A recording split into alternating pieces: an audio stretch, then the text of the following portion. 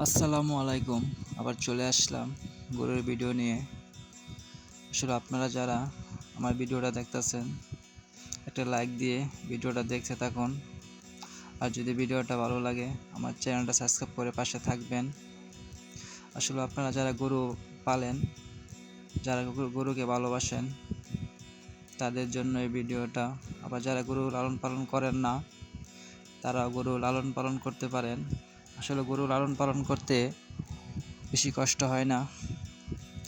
আমি গরুকে 3 বেলা খাবার দেই। আসলে এই গরুটার খাবার আজকে একটু কম পড়ে গেছে, এই জন্য গরুটা দাঁড়ায় আছে, শুই নাই।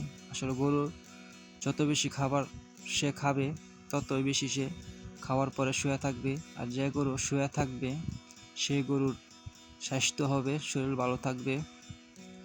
তার গরুর খাবার ঠিক আছে, এই জন্য এই গরু শুয়ে পড়ছে, দাঁড়ায় থাকে নাই। যতক্ষণ তাদের পেটে খিদা থাকবে ততক্ষণ তারা দাঁড়ায় থাকবে।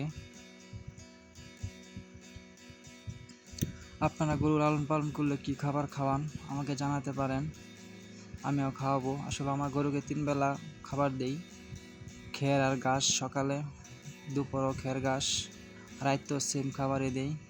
এগুলোই 3 বেলা খাবার দেই হিসাব করে, বেশি খাবার দেই না, যেন বেশি খাবার দিলে আবার গরুর পেট বড় হয়ে যাবে।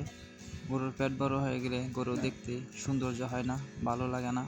এই জন্য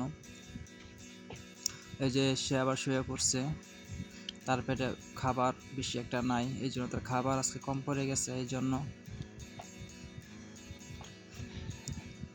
আমার চ্যানেলটা সাবস্ক্রাইব করে সবাই পাশে থাকবেন আরও ভালো ভালো গরুর ভিডিও পেতে। আসলে আমার এখানে গলির মাঝে সারাদিনই রোদ লাগে, এই জন্য গরু বেশি একটা সোজা হয়ে শুতে পারে না, তো স্যালান সেভাবে শুই।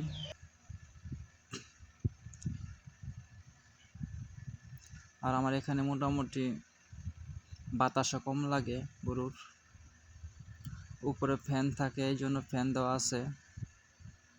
ফ্যান না দিলে আবার সমস্যা হয়ে যাবে। সবাই ভালো থাকবেন, সুস্থ থাকবেন।